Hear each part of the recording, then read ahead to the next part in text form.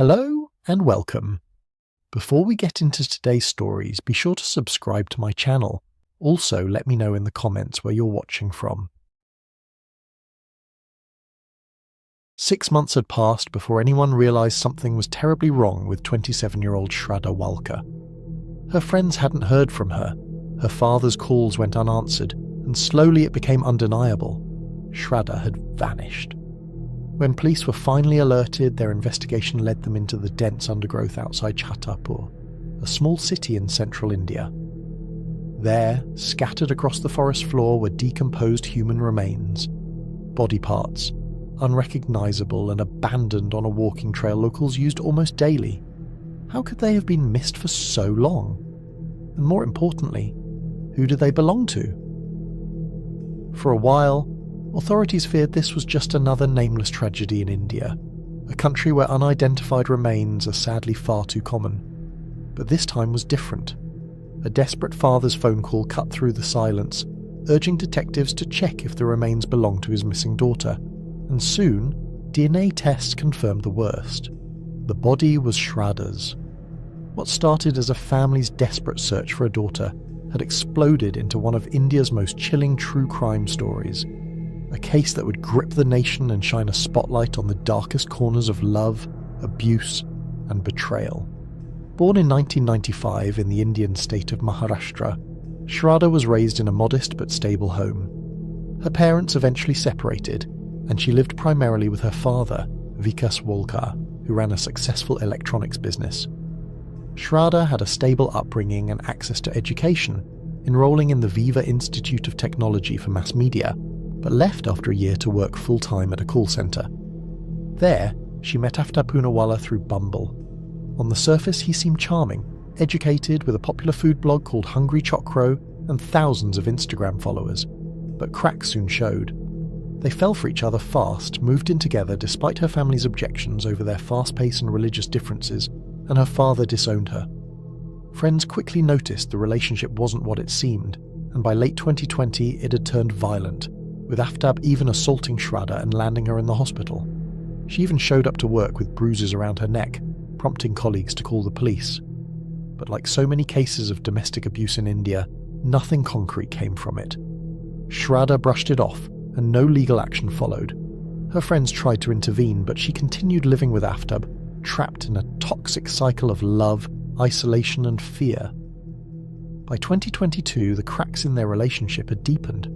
The pair tried to patch things up with trips and visits to friends' homes, but those visits ended in fights so volatile that even close friends asked them to leave. They were both unemployed, increasingly isolated, and their relationship was clearly unravelling. Then came May 18th, 2022, the last day anyone would ever hear from Shraddha. Arguments that had become routine suddenly escalated into violence, and this time, she wouldn't walk away.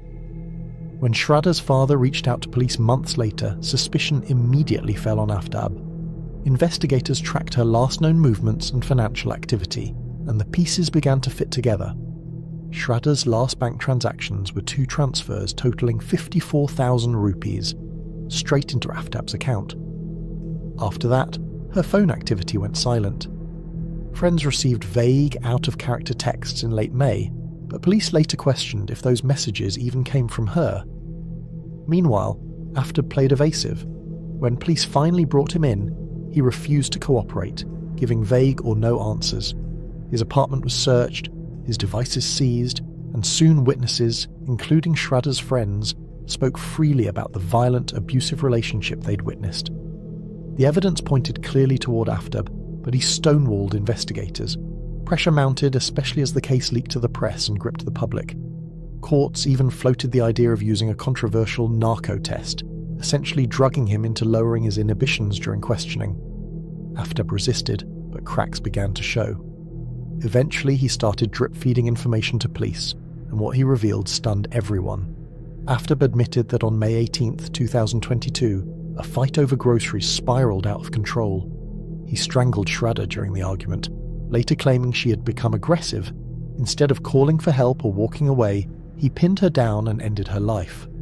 What followed was even more horrific. Using money he transferred from her account, He bought knives, saws, trash bags, and eventually a large fridge.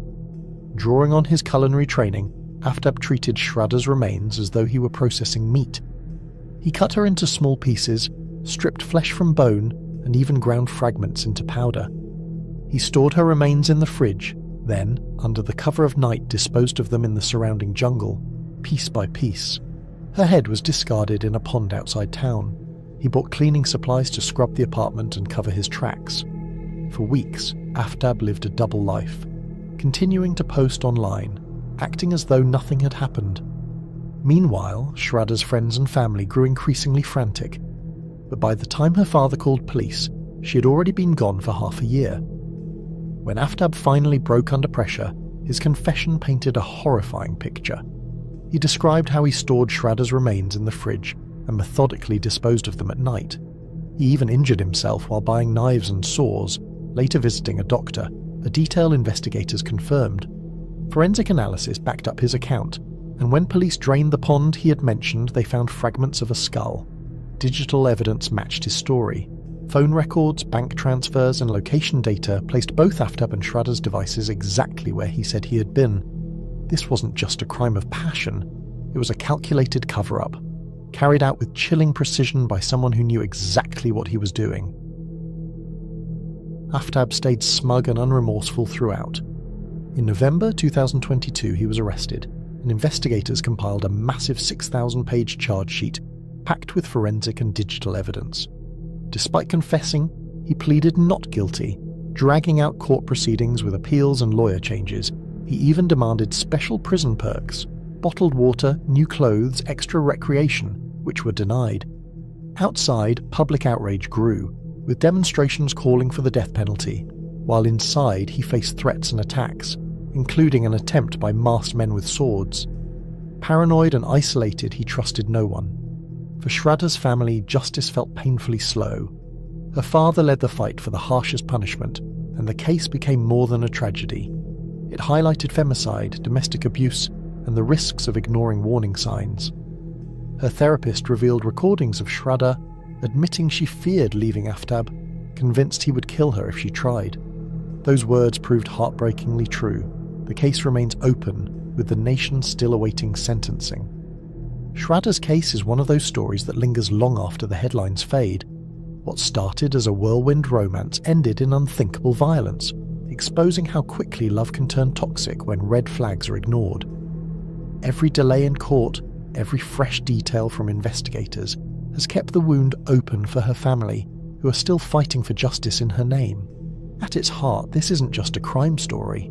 It's a tragedy about trust, manipulation, and the devastating price Shraddha paid for believing she could make things work. Her recordings, admitting she feared Aftab would kill her if she left, now feel chillingly prophetic.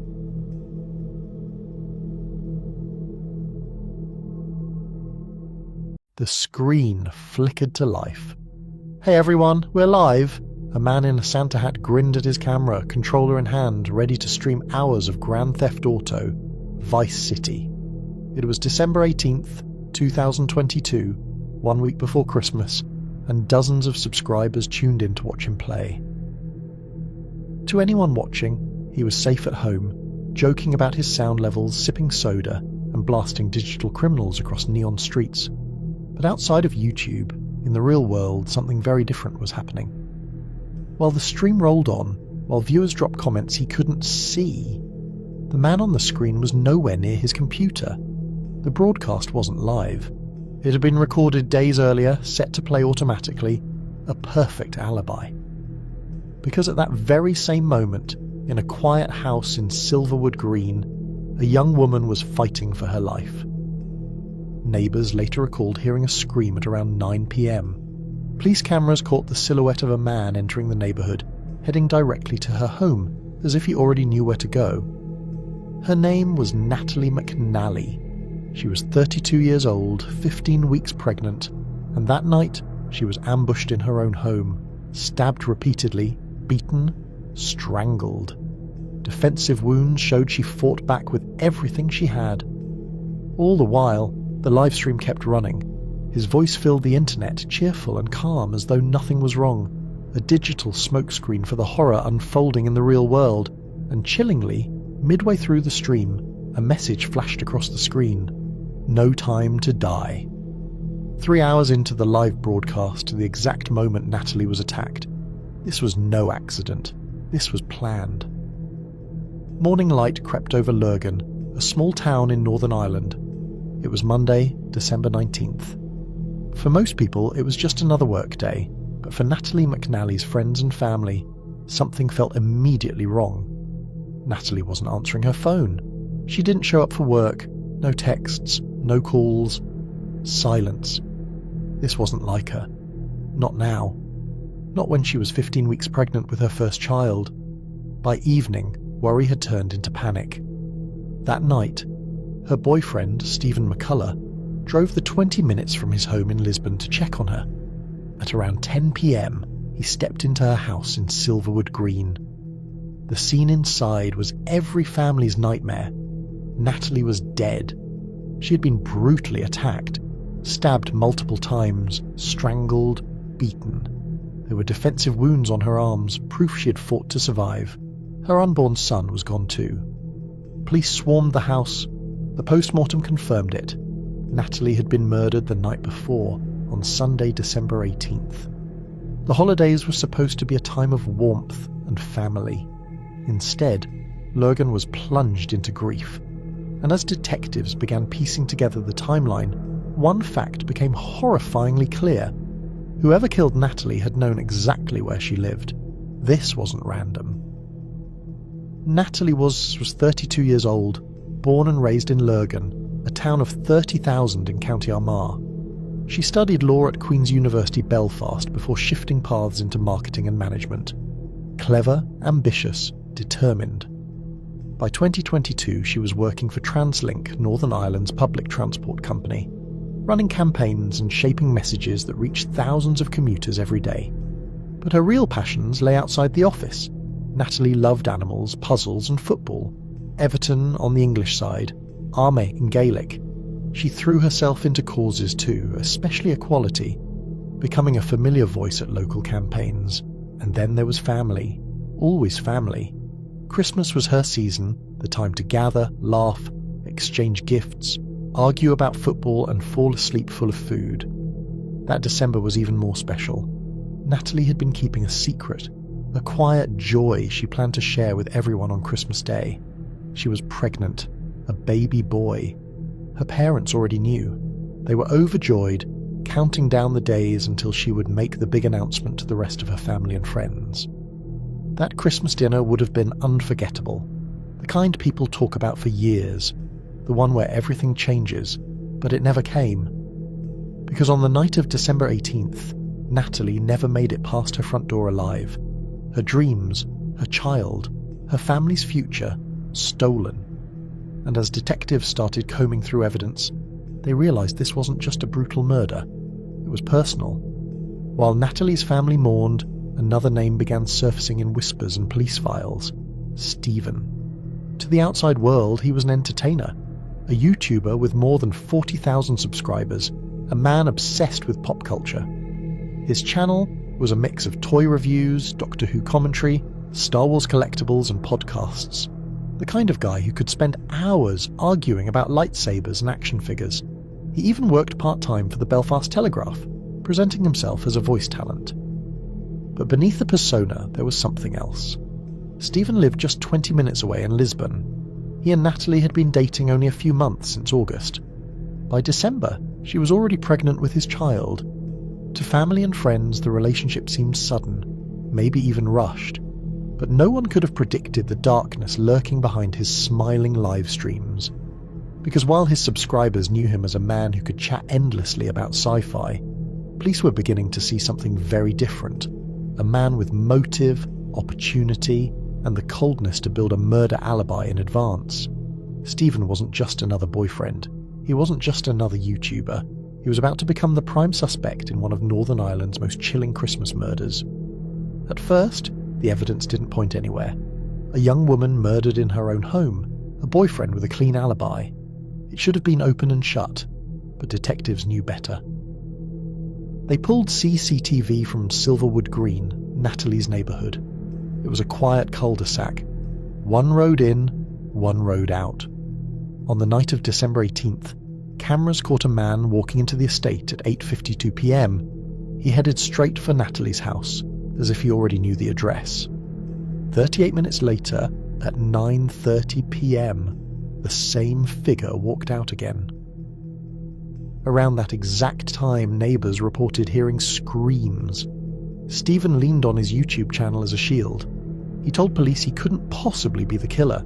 He'd been streaming for hours that very night. But little details didn't sit right. During the live broadcast, Stephen never responded to comments in real time. He brushed it off.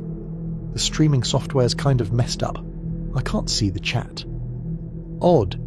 Even odder was a sudden image that popped up midway through the 6-hour stream. No time to die. The timing was chilling. That screen appeared 3 hours into the video, the exact window when police believed Natalie was attacked.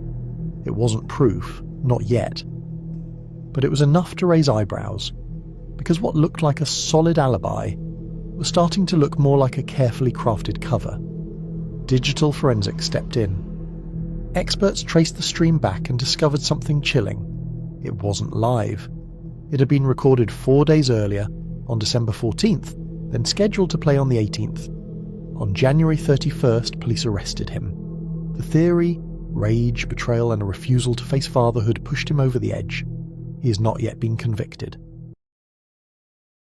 It was late on July 25th, 2023, when officers in Rock Island, Illinois, pulled up to a modest home after receiving a disturbing call. Someone had reported that a child inside may have accidentally shot themselves.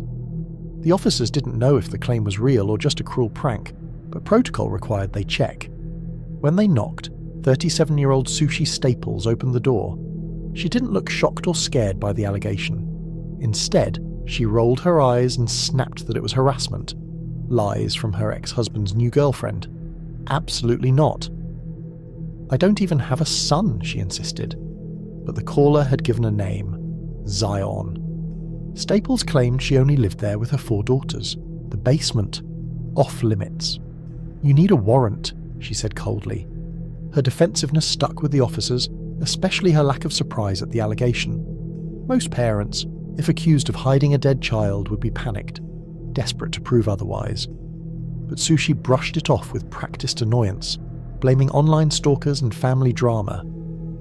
He called DCFS and kind of made some claims that you had a child that accidentally shot themselves. Absolutely not. No, it sounds crazy to me too. That's what. I am so sorry about this. My ex-husband, his new girlfriend, this broad is off the chain. I have went down to Rock Island and filed a police report on her. Okay. I have went and put a restraining order on her. What's her name? Her name is Tony. This girl is never in it. She has so many different Facebook pages she stalks me from. She has made up different names, called me from different numbers. I have changed my number, tried to do everything I can. So they made some allegation that you had a son and he shot himself. Sir, and he's in come your basement. on now. You think, look where I live. I get it. Just so I can check the box off, can I look in your basement real quick and I'll get out of here? No, you need a search warrant to do that. I'm sorry, I'm not about to have my rights violated because someone makes erroneous allegations like this. I know. Like I said, it sounded crazy to me too. I'm just up here. With no legal grounds to force entry, the officers left. But they weren't convinced.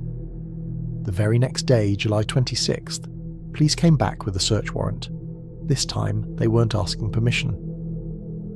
Sushi was suddenly nervous. Her tone shifted from aggressive to scared, pleading to call family, insisting she didn't know why they were there.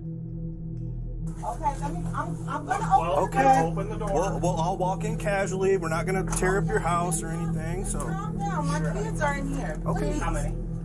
4. And where at in the house? They're upstairs. I just made them go upstairs.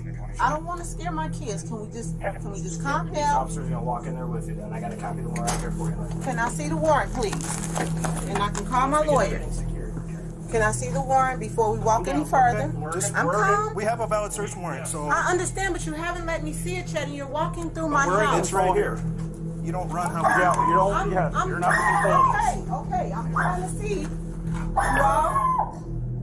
So, I need your phone too. My phone? That's not my phone. Well, that's the phone is taking. Hold on to that. So, Okay. which rooms are your kids in? Obviously not. They're upstairs. I am very cooperative. I'm not fighting You're fine. anybody. You're fine. You're I'm fine. just, look, I'm Tina. scared. My kids I'm are going here. upstairs and checking. My kids are here.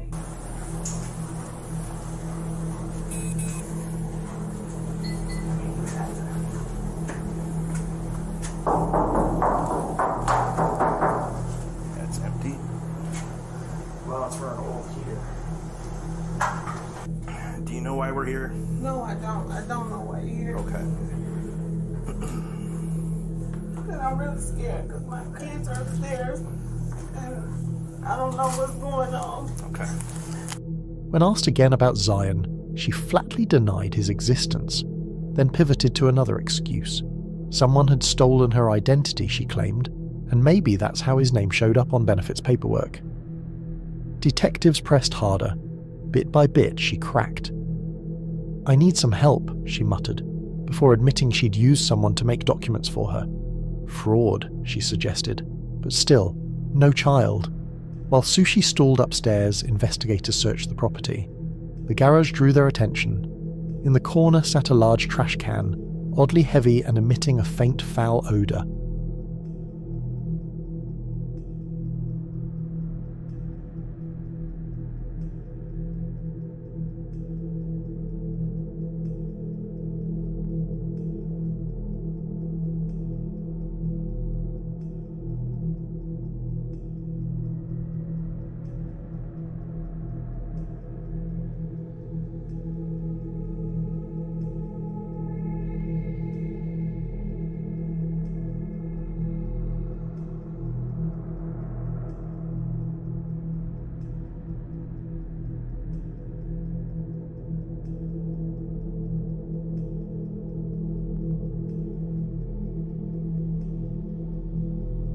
When forensics pulled it away from the wall, they knew instantly what they had found. Inside, curled up in nothing but a pair of Spider-Man shorts, was the body of a young boy.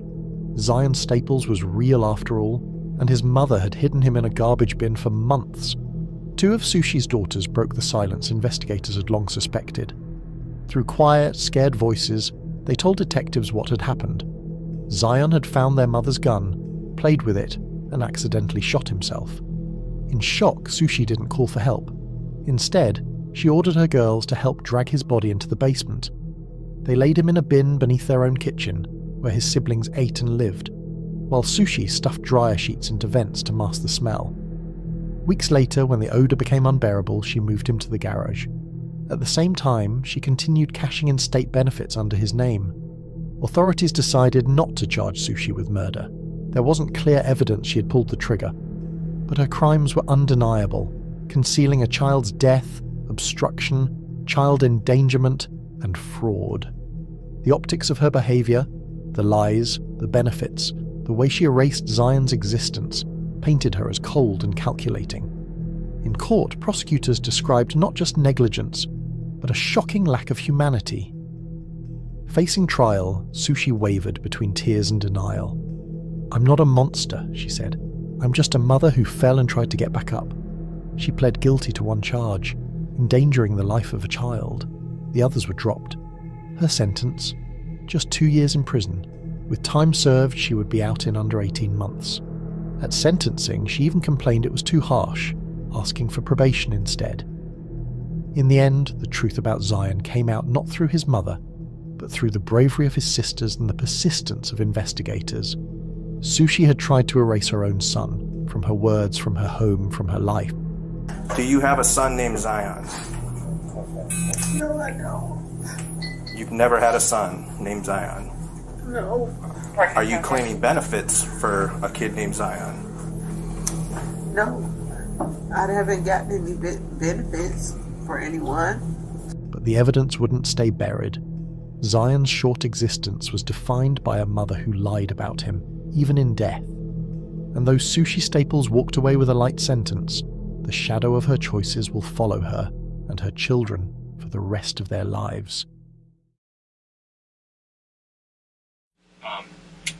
He reacted What was he saying?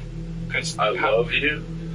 How many times was he struck before you said he kind of lost consciousness? At least 2 or 3 times I was hitting him in his arms. He had his arms up. And he's so tough, he's taking him in his arms. What was he saying? He's down on the ground, he says, I love you. And I go, where? Right here on the butt. And he goes, and then I just killed him. Hit him a couple more times and took a knife.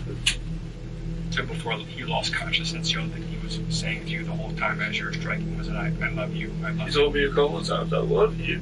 Yeah.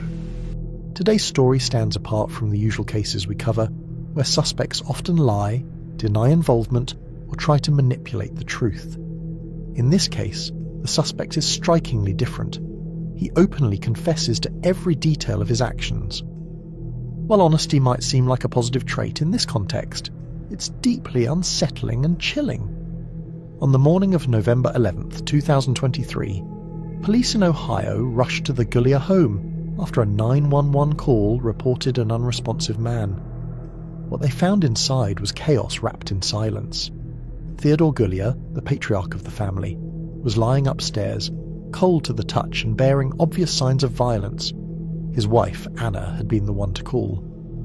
She explained to officers that she had spent the previous day with her daughter Claire and only returned home around 10 a.m. that morning. The house should have been quiet, ordinary. Instead, she walked straight into a nightmare. Her husband was lifeless, and her son, Robert J. Gullia, had been the only one home with him. Police quickly noted the unease in the house. Theodore's injuries suggested blunt force trauma, but the positioning of the body raised questions. Blood patterns hinted that he hadn't died where he was found, but rather had been moved. Already the story was shifting into something darker. The scene was not just a tragedy. It was the beginning of an investigation that would tear apart the Gullia family from the inside. The house was silent except for the shuffle of officers moving through its rooms, documenting every detail. Theodore Gullia's body lay cold and battered, clear evidence of a violent struggle. His head and face showed signs of blunt force trauma, but the positioning of the body told another story. It didn't belong where it was found. Blood on the hallway walls contrasted with the body staged in the bedroom, making it obvious that someone had moved him. Whoever did this wasn't just killing. They were trying to rewrite the scene. Almost immediately, suspicion began to settle on one name, Robert Gullia, better known as RJ. He had been the last one with his father, and his story didn't line up with what investigators were piecing together. His mother, Anna, insisted she had stayed the night at her daughter Claire's house, returning late the next morning only to stumble upon the horror. His brother Ben was at work until he rushed home, devastated by the news.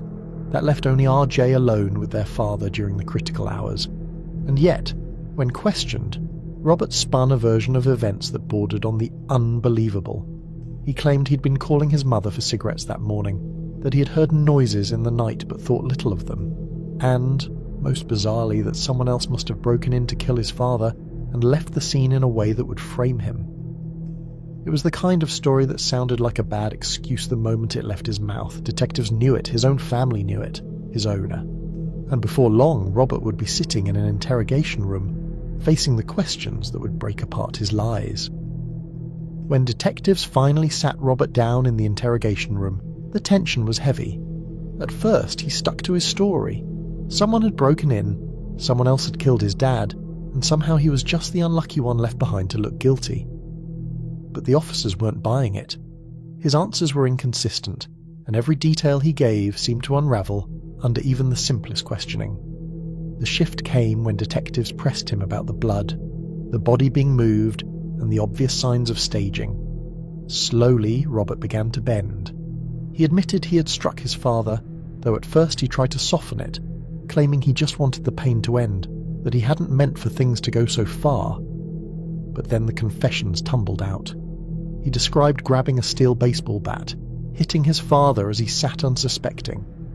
He recalled breaking his arm, knocking him to the ground, and then, almost casually, pulling a knife to cut his father's throat, claiming it was to end it quickly. He took a knife and just tried to slit his throat because I didn't want him to feel any more pain. What stood out most wasn't just what Robert said, but how he said it. His tone was flat, detached, like he was explaining a chore instead of a murder. He even admitted to dragging the body, crossing his father's arms as if arranging him for some twisted ritual, before covering his face. At moments, he'd slip into regret, saying he didn't know why he did it, insisting it felt like something had snapped in his head. But those flickers of emotion only made the rest of his cold recounting more chilling. Detectives kept him talking, encouraging his confessions by nodding and reassuring him he was doing the right thing. They knew they were sitting across from someone with no real remorse, just fear of what came next. Robert wasn't broken down by guilt. He was broken down by being caught. As the hours dragged on, Robert grew more comfortable speaking, almost as though confessing gave him relief. He admitted that there wasn't an argument, no heated exchange leading up to the attack. Instead, he claimed it was a sudden impulse, describing it as if something snapped in his mind. He said he stood behind his father, baseball bat in hand, and decided in that moment to kill him. He struck Theodore again and again, first at his arms as his father raised them in defense. Theodore's desperate words, "I love you, man," echoed in the room as Robert repeated them for detectives. His father had said it more than once, trying to reach the son who was mercilessly beating him. But Robert didn't stop. He told investigators he kept swinging until his father collapsed, then used a knife to try to end it quickly. What chilled the detectives wasn't just the violence, but the way Robert described it. He spoke of his father's toughness, how he took the blows, almost admiring the man he was killing.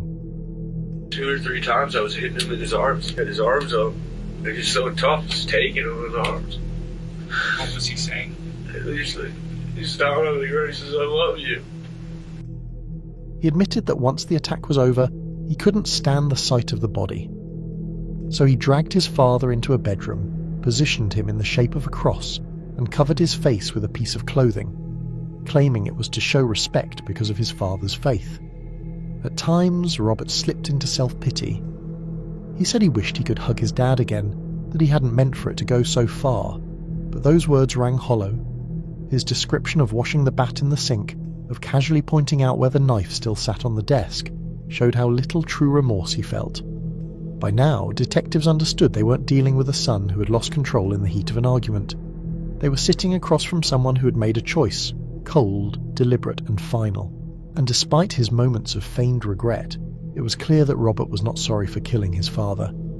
He was only sorry that now there was no way back. Once detectives had Robert's confession on record, everything else fell into place. The crime scene told the same story his words had painted. Bloodstains mapped the path of the attack. The sink still bore traces of the bat he had rinsed, and the knife sat exactly where he said it would be. Forensic teams confirmed Theodore's cause of death. Blunt force trauma to the head with multiple fractures, followed by stab wounds that showed a desperate attempt to end what the beating had already started. The community was stunned. Theodore Nelson was remembered as a hard-working father, a man who had done his best to provide, and now the son he had raised was being charged with his murder. News reports painted the case as both brutal and senseless, sparking debates about youth violence, mental health, and the fragile line between family bonds and unthinkable betrayal. Robert faced a long list of charges, but the most serious was second-degree murder. His defense team tried to argue diminished capacity, pointing to his odd behavior and emotional instability, but the jury wasn't swayed. The brutality of the attack, the lack of remorse, and his own matter-of-fact confession left little doubt. He was convicted and handed a lengthy prison sentence, one that would keep him behind bars for most of his life. In the end, the case of Robert Nelson was less about motive and more about the horror of the act itself. No one could ever fully explain why he turned on his father that day. Some believed it was buried resentment, others thought it was the crack of untreated mental illness. But what everyone agreed on was this: the crime had torn apart more than just one life. It left a family destroyed, a community shaken, and a father's final words, "I love you, man," haunting the story forever. Today, the case of Robert stands as one of those tragedies that people still struggle to wrap their heads around. He remains in prison, serving the sentence that followed his conviction, and very little has changed in terms of public understanding. There was never a clear motive, no inheritance dispute, no long history of abuse, no financial desperation that usually explains parricide. Instead, it was an act of sudden and shocking violence that left everyone searching for answers that never came.